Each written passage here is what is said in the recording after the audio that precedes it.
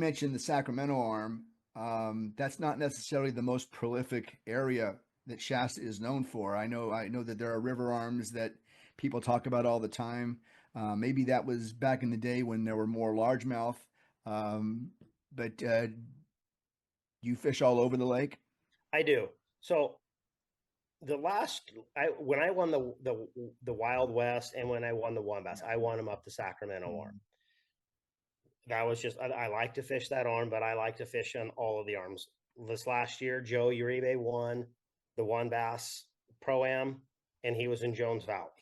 So it's just Alex Niapas, he won 1 year in out in the mouth of Jones Valley, and Alex Klein, he won in the back of Salt Creek. It's just you could win in any arm. My I've just won some events, and I like the Sacramento arm. I feel like it's an arm that I understand, I know, and I like how it sets up. But I've had a lot of success in the other arms. I've won a couple pro-ams in the I won a pro-am in right out in front of the dam, and I won a pro-am out in the right basically where the squaw arm and the pit arm split. Yeah. So it just depends on the time of the year is one of the kind of the key components.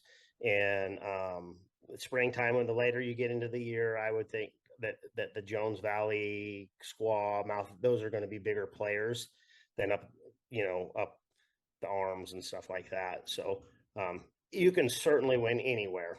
There's not a spot in that lake that has not like produced at some point.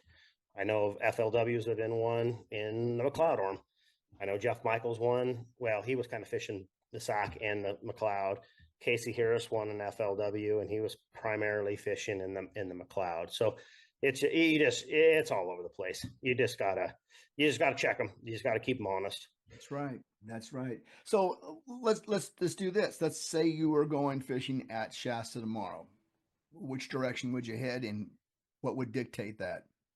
Tomorrow, if I was going to Shasta and I had to fish a tournament tomorrow, I would 100% be in Jones Valley because I feel like those fish are spawning. I would Okay. go in there and I would spend my whole time. I feel like there's going to be a huge population of largemouth spawning tomorrow. Now, Okay.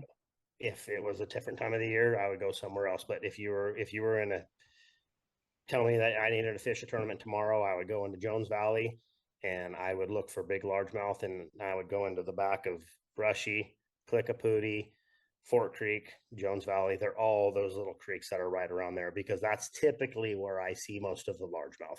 There's a big concentration up the Sac, but that's where I would want to spend my time. So how about in mid to late January? It seems like Juan Bass loves to fish Shasta in the worst weather they can find. So how about Yep. how about how about that? How about like late January? So January, there's a couple of areas. I was a little surprised how well Jones Valley was such a player for Joe this year. I knew there was good ones in there, and I spent a lot of time in there. But typically in January, I like to go up then. I like that current coming in. Yeah. But we had such a funny, like we had so much rain that this year, the lake was coming up so fast, and a lot of the creeks were big players because there was just so much water coming in. But typically um I would go up those arms and look for big feeder creeks and look because spotted bass don't typically get like cold water to a spotted bass doesn't affect them like it does a largemouth. Right. They like current, and I mean I've caught them in 45-degree water on a spinnerbait and an A rig, and they're just coming up and just firing on it. They just currents big to them. And they seem like they're more active and better, easier to catch when they're suspended as opposed to largemouth. When largemouth are suspended, they're hard to catch. Yeah, yeah. The spotted bass are just so aggressive. Yeah. They're just they when the conditions get right and they're wanting to feed, and when they pull up to feed, they're super aggressive. You could go through there with a reaction bait, and then once you've found them, you can slow down and catch them on a Cinco or a floating flyer or something like that, and just mop them up. Ducket Fishing's Pro Series rods. What if you could pick out a fishing rod for literally any fishing application you could imagine, designed by the pros that pioneered or heavily impacted that application? Well, now you can. The Ducket Fishing Pro Series consists of 16 rods uniquely designed by some of the greatest names in the sport. Check out the Ducket Fishing Pro Series of rods by going to ducketfishing.com. Reason number 12 that your next boat should be a Caymas.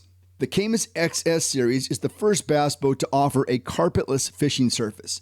Advanced marine flooring consisting of a padded non-skid surface allows you to fish comfortably on a deck that can be hosed down and easily cleaned at the end of your fishing day. Check out the new XS series of boats by going to the website caymasboats.com. I'm Keith Neiswanger. This is the Bass Tour Anglers podcast. Please remember to like and subscribe. If you'd like to reach us, please send us a direct message on Instagram at Bass Tour Anglers Podcast. Take care. Be safe. We'll talk to you next time.